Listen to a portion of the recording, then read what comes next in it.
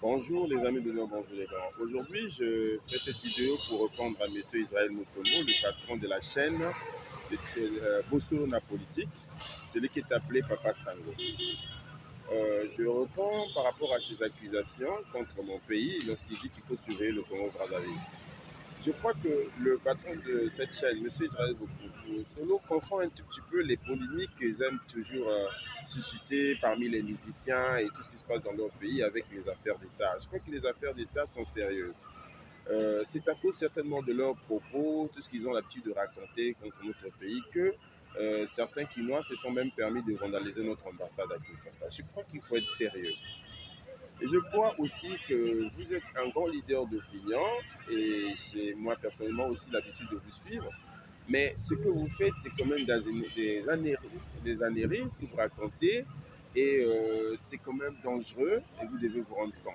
Je crois que vous le faites parce que vous ignorez à un moment donné un peu votre propre histoire et vous ne savez pas trop établir les responsabilités par rapport à certaines prises de position de vos hommes politiques par le passé. Je vais vous rafraîchir un peu la mémoire. Souvenez-vous que lorsque le président Kabila, par exemple, venait prendre le pouvoir face à Mobutu, à l'époque, il s'était fait aider par de nombreuses troupes venant d'ailleurs. Est-ce que vous vous souvenez? Est-ce que vous vous souvenez que ces troupes-là, ces hommes qui tombent sur le champ de bataille, ne le font pas gratuitement? Les pays qui les aident ne le font pas gratuitement. Il y a certainement des accords que l'on signe par rapport à ça.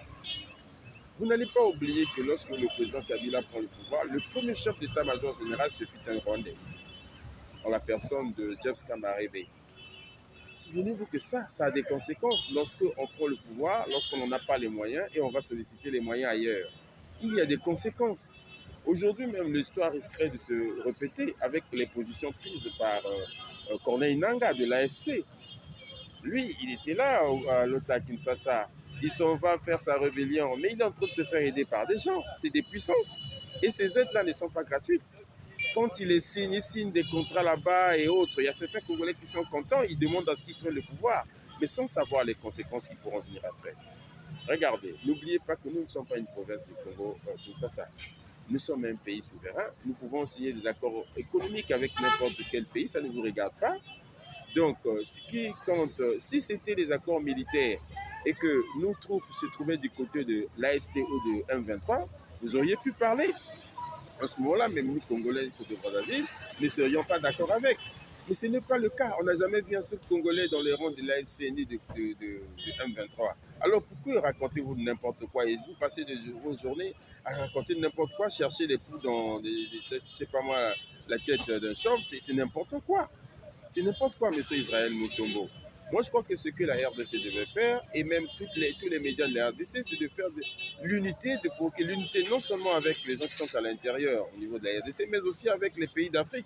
Vous avez besoin d'aide aujourd'hui. Si votre armée n'est pas aussi solide et efficace pour chasser l'armée ou bien les rébellions, vous avez besoin de l'aide des pays d'Afrique et même parfois des pays d'ailleurs. Allez peut-être voir les Russes, allez voir les, je sais pas moi, les Chinois, essayer de faire quelque chose. Au lieu de foutre du bruit, n'importe quoi. Vous croyez que le bruit, il y a beaucoup qui font du bruit à Kinshasa, là, ils ne peuvent pas tenir un an pour faire la guerre.